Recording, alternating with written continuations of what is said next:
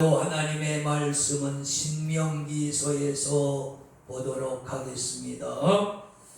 금요일은 신명기서에서 말씀을 봅니다.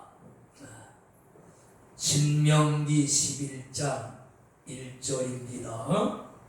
뒤에 화면 참조하시고 반드시 성경을 가지시고 함께 우리가 찾아보면서 예배에 임할 수 있기를 바랍니다. 성경은 우리 성도들에게 없어서는 안 될 텍스트죠. 교과서입니다. 이 십자가 학교의 교재가 뭐냐? 성경과 찬송입니다. 자, 11장 1절을 우리 7절까지 함께 읽습니다. 그런즉 네 하나님 여호와를 사랑하여 그 직임과 법도와 규례와 명령을 항상 지키라. 너의 자녀는 알지도 못하고 보지도 못하였으나 너희가 오늘날 기억할 것은 너희 하나님 여호와의 징계와 그 위엄과 그 강한 손과 펴신 팔과 애굽에서 그 왕 바로와 그 전국에 행하신 이적과 기사와 또 여호와께서 애굽 군대의 그 말과 그 병거에 행하신 일, 곧 그들이 너희를 따를 때에 홍해물로 그들을 덮어 멸하사 오늘까지 이른 것과 또 너희가 이곳에 이르기까지 광야에서 너희에게 행하신 일과 르벤 자손 엘리압의 아들 다단과 아비람에게 하신 일, 곧 온 이스라엘이 한가운데서 땅으로 입을 열어서 그들과 그 가족과 그 장막과 그를 따르는 모든 생물을 삼키게 하신 일이라. 너희가 여호와의 행하신 이 모든 큰 일을 목도하였느니라. 아멘. 오늘도 우리 주님을 찬양합니다.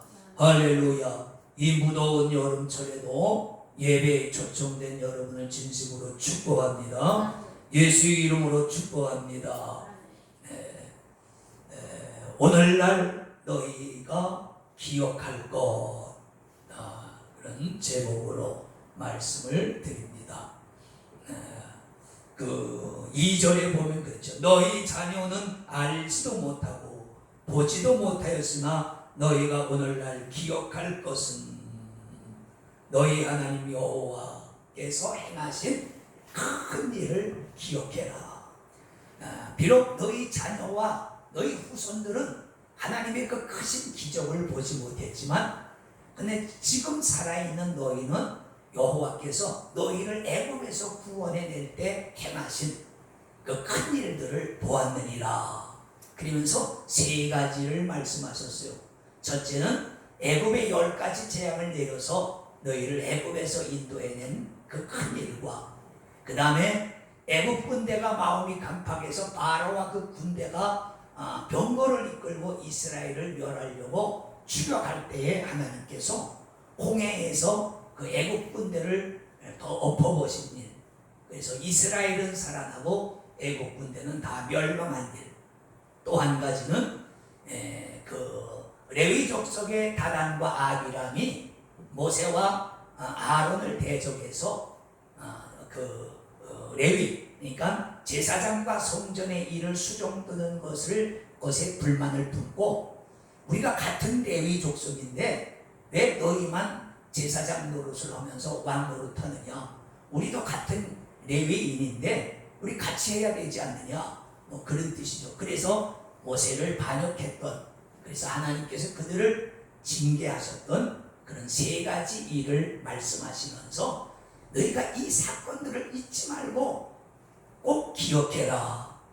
제 성경에는 목도했다고 그랬지만 여러분 성경에는 보았다라고 나왔을 거예요. 그렇죠? 그러니까 그 본 거예요. 목도란 말은 한자어인데 그건 너희가 어디서 들은 것도 아니고 어떤 편지로 받은 것도 아니고 책에서 읽은 게 아니라는 얘기. 전에 내려오는 전설이 아니라는 거예요. 너희의 눈으로, 너희 눈으로 직접 너희 눈으로 보았다.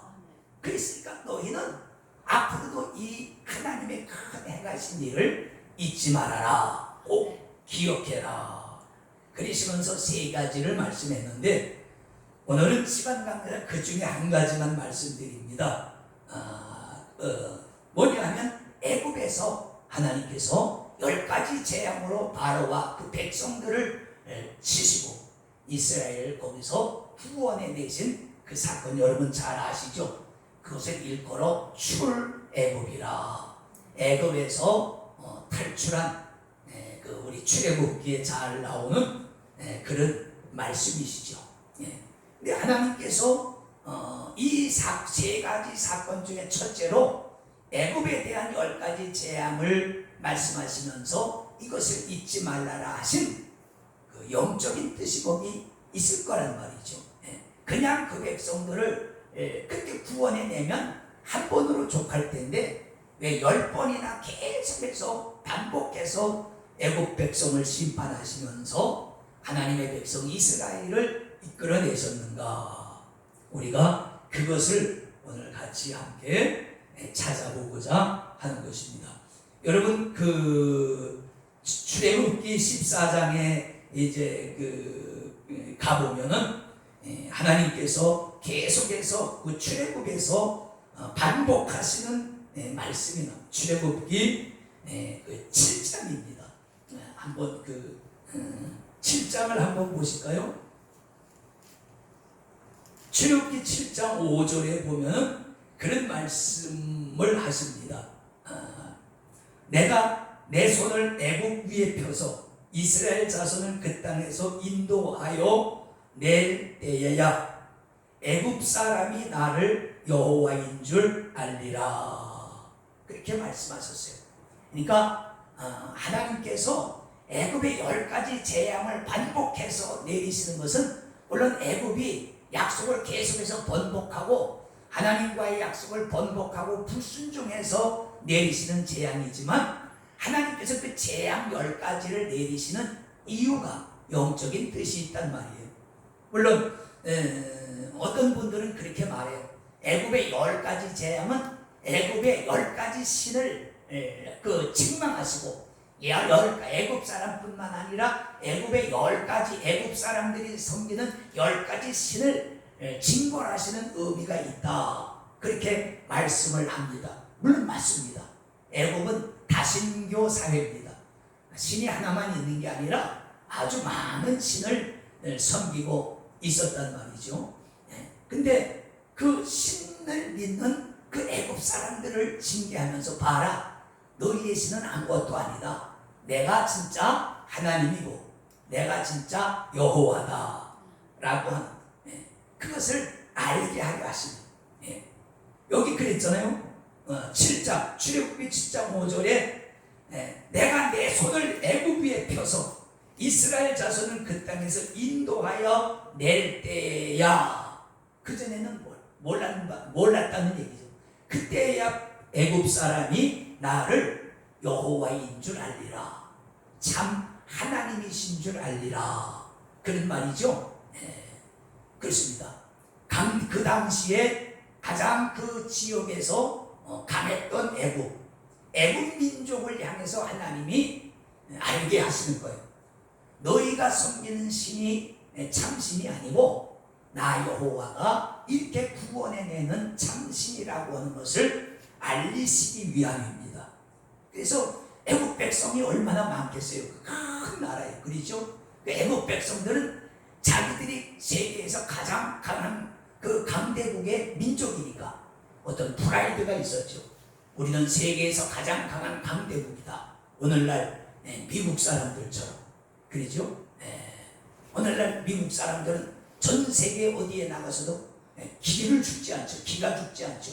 프라이드가 있단 말이에요. 우리는 전 세계에 가장 강한 천조국 백성이다. 실제로 많은 나라들이 다른 나라 사람들은 법을 좀 위험하면 함부로 체포하기도 하지만 미국 사람들은 함부로 체포도 못하고 체포해도 임의로 처벌을 못해요. 왜? 가장 강한 강대국 미국의 신비를 건드리면 앞으로 후환이 두려워서 그렇단 말이에요. 근데 애굽 사람들은 자기들이 세계에서 가장 강한 강대국인데 이렇게 그런 강대국 국민의 부를 누리는 것이 자기들이 섬기는 그 신들의 덕분인 줄 안단 말이에요. 그런 것을 하나님이 깨뜨리시기 위해서 10가지 재앙을 계속해서 그 백성들 머리 위에 내릴 때에 그 백성들이 무슨 생각이 들겠어요? 아이고, 그 무능력함을 느낄 거 아니에요? 아니, 우리가 이렇게 10가지 재앙을 죽도록 두들겨 맞아도 우리가 섬기는 신은 도대체 어디 있는 거야? 외출 나갔나? 여행 나갔나? 어디 낮잠 자러 갔나? 도대체 어디 있는 거야? 빨리 나와서 저 여호와를 대적해서 싸워서 우리를 구원해내야 되는데 아무런 응답이 없는 거예요. 그래서 하나님께서 애굽 사람이 나를 여호와인 줄 알리라. 첫 번째는 애굽 사람들에게 여호와 하나님이 참 신이시고 참 하나님이신 것을 알게 하려 함이라. 그런 말씀이 되는 것입니다. 두 번째는 또 뭐가 있을까요? 출애굽기 같은 장 7장 그 15절 16절을 제가 읽겠습니다. 15절 보면 아침에 너는 바로에게로 가라. 바로에게로 가라. 그가 물러나오리니 너는 하숫가에 서서 그를 맞으며 그 뱀 되었던 지팡이를 손에 잡고 그에게 이르기를 히브리 사람이 하나님 여호와께서 나를 왕에게 보내어 이르시되 내 백성을 보내라. 그들이 광야에서 나를 섬길 것이니라 하셨으나 이제까지 네가 듣지 아니하였도다. 여호와가 이같이 이르노라. 내가 이로 인하여 나를 여호와인 줄 알리라 하셨느니라. 두 번째는 바로에게 경고하는 것. 첫 번째는 애국 백성들에게 경고하시고 두 번째는 바로에게 경고하시는 것입니다. 네가 많은 신을 섬기고 그 신을 의지하면서 나를 대적하고 있지만 그러나 봐라, 너의 섬기는 신들이 어디 있느냐 그러시면서 바로에게 너가 섬기는 신들이 하나님이 아니고 내가 참 하나님이고 여호와가 참 하나님이라. 그것을 바로에게 알게 하시는 것입니다. 뭘 통해서? 10가지 재앙을 통해서 애국 백성과 바로를 무능력한 상태로 빠지게 만드는 거예요. 절망적인 상태로 빠지게 만드는 거예요. 왜? 그래야 여호와만이 홀로 하나님이신 것을 인정한단 말이죠. 마지막에는 바로 인정하고 굴복하지만 그러나 큰 낭패를 본 후에 그렇게 된단 말이에요. 하나님의 다 뜻이 있는 거예요. 단순하게 10가지 재앙을 내리고 그렇게 이스라엘 백성들을 거기서 구원해내는 그런 목적이 있지만은 그러나 그 외에 더 중요한 것은 그 백성들, 하나님을 모르고 교만하고 하나님의 백성들을 억압하고 종살이시키는 그 백성과 바로 왕에게 내가 진짜 하나님이다. 그런 말씀이죠. 그 출애굽기 17장에서부터 이거 10가지 재앙을 쭉 보면 거기서 반복되는 단어가 있는데 그게 뭐냐면 하나님께서 내 백성을 보내라. 그들이 나를 섬길 것이라. 그러면서 이 말씀, 너희가 나를 여호와인 줄 알리라. 이 말이 계속해서 많이 반복됩니다. 내 백성을 보내라. 그것이 하나님의 목적이죠. 두 번째는 뭐예요? 너희가 그때서야 나를 여호와인 줄 알리라. 근데 애국 백성과 바로는 장자가 죽는 10가지 재앙을 다 채운 후에야 비로소 항복을 했단 말이에요. 그러니까 맞을 매를 다 맞고 미리 항복을 했으면 그 재앙을 다 받지 않을 텐데. 그렇죠? 이건 남의 얘기가 아니죠. 우리 자신도 마찬가지.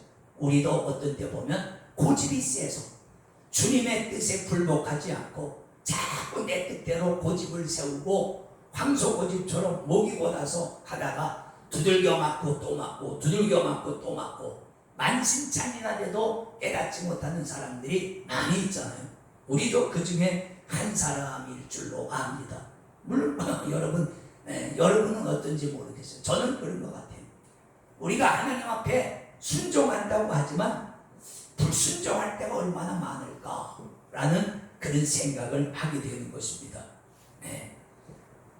너희가 여호와인 줄 알리라. 그렇게 말씀하시는 것입니다. 그래서 세 번째 또 한 가지가 있어요. 그 출애굽기 10장으로 한번 가보시겠습니다. 출애굽기 10장 1절서부터 2절까지 제가 읽어드릴게요. 여호와께서 모세에게 이르시되 바로에게로 들어가라. 내가 그의 마음과 그 신하들의 마음을 완강케 하며 나의 표징을 그들 중에 보이기 위함이며, 여기가 중요해. 2절 너로 내가 애굽에서 행한 일들, 여기 너는 모세를 말합니다. 너로 내가 애굽에서 행한 일들 곧 내가 그 가운데 행한 표징을 네 아들과 네 자손의 귀에 전하게 하리니라. 너희가 나를 여호와인 줄 알리라. 자, 아까는 애굽 백성에게 너희가 나를 여호와인 줄 알리라. 두 번째는 바로 왕에게 네가 나를 여호와인 줄 알리라. 세 번째는 이스라엘 백성입니다. 하나님의 백성들에게 너희가 나를 여호와인 줄 알리라 그랬다. 사실 이스라엘 백성들도 뭐 애국 백성과 별반 나은 게 없어요. 나면서 하나님의 백성 이스라엘 백성이긴 했지만, 여러분 출애굽기를 보세요. 그들은 어려움이 생기면 늘 하나님을 원망하고 하나님의 종 모세를 원망하고 심지어 어떤 때는 돌을 던지려고 하기도 하고 배신도 많이 했잖아요. 얼마나 많은 배신을 했습니까? 그러니까 입으로는 믿는다 하지만 실제로 마음속에서는 하나님을 경외하고 섬기는 마음이 없는 거예요. 그래서 하나님의 백성에게도 명목상인 그리스도인이죠. 그죠? 오늘날로 말하면 명목상 그리스도. 네. 그런 사람들에게 내가 참 하나님을 너로 알게 하리라. 아멘입니까? 그렇습니다. 우리도 여호와 하나님, 우리 아버지신 하나님이 세상에 우주에 단 한 번밖에 안 계시는 참 하나님이심을 알아야 됩니다. 이게 중요한 거예요. 근데 그 알게 하는 방법으로 뭐예요? 기적과 표적을 행하시고 보여주신 거예요. 그래서 너 이 말을 네와 너 자손과 네 후손들에게 전하려는 거예요. 네. 하나님은 이런 분이시다. 너도 알고 네 자손도 알게 하려는 거죠. 자, 그런데 이제 중요한 것은 여기서 성경에서 하나님을 안다 그럴 때에 제가 몇 번 말씀을 드렸잖아요. 우리가 성경에서 하나님을 안다 하는 것은 체험을 의미한다. 그런 말, 체험. 그냥 지식으로 아는 것. 지금까지 이스라엘도 보세요. 하나님의 백성이지만 늘 결정적인 순간엔 하나님을 버리잖아요. 하나님이 어디 있어? 그러면서 다시 옛날로 돌아가기를 원했단 말이에요. 그 왜? 아직까지 하나님을 하나님으로 온전히 믿지 못한다는 그런 사실이죠. 여러분, 우리가 잘 아는 대로 열왕기상 그 18장에 가보면 그 엘리야가 갈멜산에서 바알의 선지자들과 대결하기 위해서 거기 이제 바알과 아세라의 제사장 850명을 불러 모으잖아요. 그때 그 사람들만 온 게 아니죠. 많은 이스라엘 사람들이 거기 구경 왔단 말이에요. 왜? 850명 대 1. 바알과 하나님의 대결이란 말이죠. 이게 신앙적으로도 중요한 일이지만 이게 볼거리로도 이게 유명한 거란 말이에요. 생각해보세요. 850명이 거룩한 그 제사장 옷을 갖춰 입고, 물론 이방인 제사장이지만 이방인 제사장들의 옷이 더 화려했을지도 몰라요. 원래 속이 빈 껍데기 종교들이 겉을 더 화려하게 만들잖아요. 종교가 타락하면 뭐가 나타나냐면 화려한 힘이 나타난단 말이에요. 화려함의 극치가. 왜? 속이 비었으니까 그것을 커버하기 위해서 예배당이나 성전이나 성당을 크게 짓는다든가 막 그린단 말이죠. 그 다음에 목사들의 가운과 휘장이 화려해진다든가 예배당 장식이 점점 더 화려해진다든가 막 그런단 말이죠. 근데 그런 것은 별 의미가 없는 것이죠. 그래서 그때에 엘리야가 거기 나온 그 이스라엘 백성들에게 그런 말 하잖아요. 너희가 어느 때까지 바알과 여호와 하나님 사이에서 머뭇머뭇하려느냐. 그래서 책망을 하잖아요. 너희는 원래가 여호와의 백성이야. 원래가 하나님의 백성인데 하나님에 대한 확신이 없는 거죠. 네. 근데 그럼 또 바알에게 확신이 있느냐? 그것도 아니에요. 바알을 본 적이 있나요? 바알의 기적을 본 적이 있나요? 이 사람들은 이스라엘 백성이지만 하나님의 기적을 본 적도 없어요. 그래서 중간에서 왔다 갔다 하면서 머뭇머뭇 도대체 어디로 가야 될까? 오늘 우리가 첫 예배 첫 번에 그 열려라 에바다 그렇잖아.